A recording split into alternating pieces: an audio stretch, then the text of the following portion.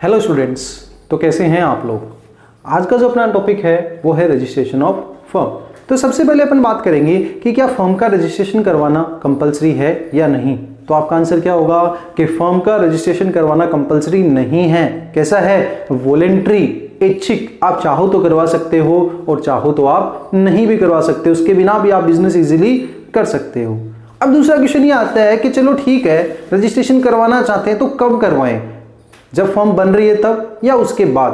तो आप फर्म का रजिस्ट्रेशन जब चाहे करवा सकते हो। आप बनाते टाइम करवा सकते हो या आज आपके मन में आ गई कि यार रजिस्ट्रेशन करवाते हैं, तो आप आज भी उसका रजिस्ट्रेशन करवा सकते हो।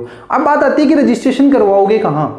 तो रजिस्ट्रेशन आप करवाओगे रजिस्ट्रार ऑफ फर्म के पास, जो कि आपके स्टेट के एक पर्टिकुलर प्लेस में होगा। जैसे मैं बात करूं राजस्थान की, तो उसका आरओएफ कहां बैठता है, जयपुर में बैठता है। अब बात आती है कि रजिस्ट्रेशन का प्रोसेस क्या होगा, आप रजिस्ट्रेशन कैसे करवाओगे। तो रजिस्ट्रेशन के लिए आपको एक फॉर्म फिल करना पड़ेगा और उस फॉर्म के अंदर क्या क्या होगा, फर्म्स नेम, फर्म का नाम लिखा जाएगा। दूसरा, बिजनेस प्लेस कि आप बिजनेस कहां कर रहे हो। तीसरा, अदर बिजनेस प्लेस कि अगर आपका कोई और भी बिजनेस प्लेस है, लाइक आपकी कोई ब्रांच है या आपके कोई ऐसा प्लेस है जहां आप अपने बुक्स ऑफ अकाउंट्स होल्ड करते हो, तो उसका आपको नाम देना पड़ेगा। फिर पार्टनर्स नेम, क्या देना पड़ेगा, पार्टनर्स का नाम कि पार्टनर कौन कौन है। पार्टनर्स एड्रेस, पार्टनर का एड्रेस देना पड़ेगा। और क्या, पार्टनर्स ने कौन सी डेट को ज्वाइन किया था, ये सारी चीजें आपको उसमें मेंशन करनी पड़ेगी। क्लियर है। ये फॉर्म फिल करके आपने किसको दे दिया, रजिस्ट्रार को दे दिया।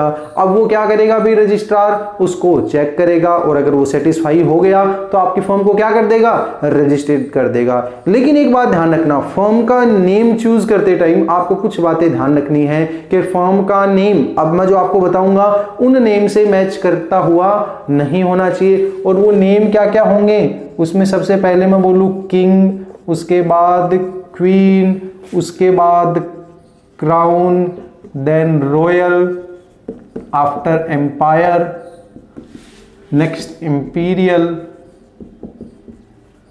ठीक है, ऐसे कुछ नाम हैं जो पार्टनरशिप, आप अपनी पार्टनरशिप का नाम उससे स्टार्ट नहीं कर सकते। और वो नेम क्या क्या है, king, queen, crown, royal, empire, imperial. और भी कोई भी ऐसा नाम जिसे सेंट्रल गवर्नमेंट या स्टेट गवर्नमेंट को लगता है कि यार ये नाम ठीक नहीं है, लाइक कोई फ्रीडम फाइटर के नाम पे, तो गवर्नमेंट आपको मना कर सकती है कि आप इन नेम्स को अपने फर्म के नेम में यूज नहीं करोगे। आप कैसे याद रख सकते हो, राजा, रानी, उसका ताज, उसका रॉयल एम्पायर था, ऐसे करके आप इसके नेम ध्यान में रख सकते हो। अब बात यह आती है कि पार्टनरशिप का रजिस्ट्रेशन कब कंप्लीट माने। अपन ने डॉक्यूमेंटेशन जो भी थे सबमिट कर दिए रजिस्ट्रार के पास, तो क्या रजिस्ट्रेशन हो गया, ऐसे रजिस्ट्रेशन नहीं होगा। एक बात ध्यान रखना, दो चीजें हैं, आपने उसको सारी की सारी फॉर्मेलिटी पूरी करके उसका फॉर्म उसके पास फिल कर दिया तो नॉर्मली ये मान लिया जाता है कि रजिस्ट्रेशन प्रोसेस पूरा हो गया है। क्यों, क्योंकि उन चीजों को रिकॉर्ड करना रजिस्ट्रार ऑफ फर्म का डेली का काम है। वो शाम को डेली ये काम करता है, इसलिए ये माना जाता है कि जैसे हमने सारे डॉक्यूमेंट सबमिट किए और वो सेटिस्फाई हो गया उन चीजों से, तो उस केस में रजिस्ट्रेशन प्रोसेस कंप्लीट हो गया। लेकिन वास्तव में रजिस्ट्रेशन का प्रोसेस पूरा कब माना जाता है, वास्तव में रजिस्ट्रेशन का प्रोसेस तब पूरा माना जाता है जब रजिस्ट्रार ऑफ फर्म आपके फर्म के नेम को सेटिस्फाई होके फर्म्स के रजिस्टर के नेम में एंटर कर दे। उस टाइम माना जाएगा कि आपका क्या हो चुका है, रजिस्ट्रेशन प्रोसेस कंप्लीट हो चुका है। अब बात यह आती है कि आपने रजिस्ट्रेशन करवा लिया और मजे से फर्म को चला रहे हो।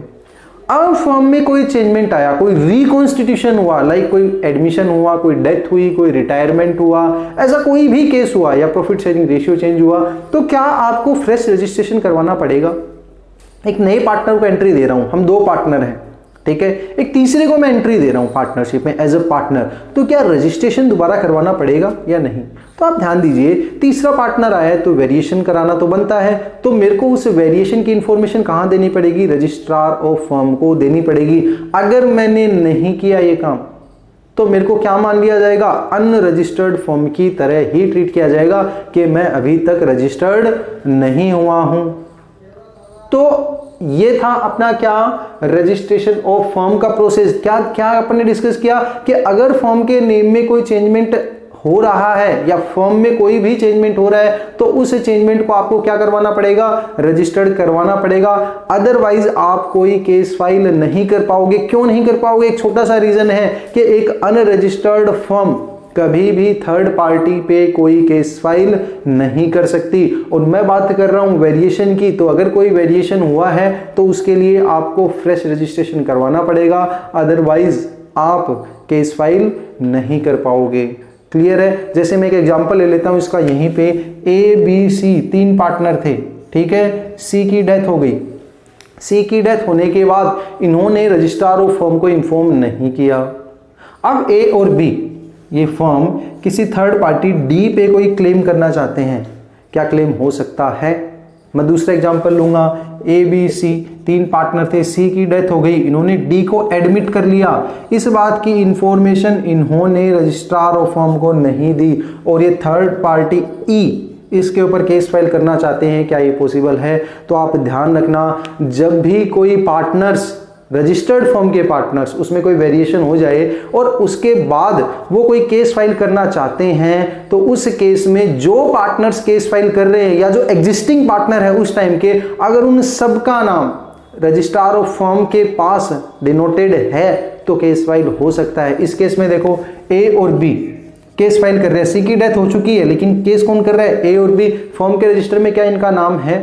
बिल्कुल है, ये केस फाइल कर सकते हैं। यहां मैं बात करता हूं ABC 3 पार्टनर थे, ठीक है। सी की डेथ हो गई, डी नया एंटर हो गया, इन्फॉर्मेशन नहीं दी गई। अब ये लोग ई पे केस फाइल करना चाहते हैं तो क्या केस फाइल हो सकता है? तो ध्यान दीजिए, क्या रजिस्ट्रार ऑफ फर्म के पास इन तीनों पार्टनर्स का नेम है? नहीं है। तो इस केस में इसको अनरजिस्टर्ड फर्म की तरह ट्रीट किया जाएगा और यहाँ पे ये फर्म केस फाइल नहीं कर पाएगी। तो आपको क्या ध्यान देना था यहाँ कि अगर कोई चेंजमेंट होना है तो उस चेंजमेंट को कहाँ रजिस्टर्ड करवाया जाएगा? रजिस्ट्रार ऑफ फर्म के पास। अदरवाइज आपको क्या मान लिया जाएगा कि आप क्या हो? अनरजिस्टर्ड फर्म हो। क्लियर है? तो ये था अपना topic registration of firm. I hope आप सब लोगों के डाउट्स क्लियर हुए होंगे। और अगर आपको फिर भी कोई डाउट है तो आप कमेंट कर सकते हो। अगर आपको वीडियो पसंद आया हो तो शेयर और सब्सक्राइब कीजिएगा। Thank you.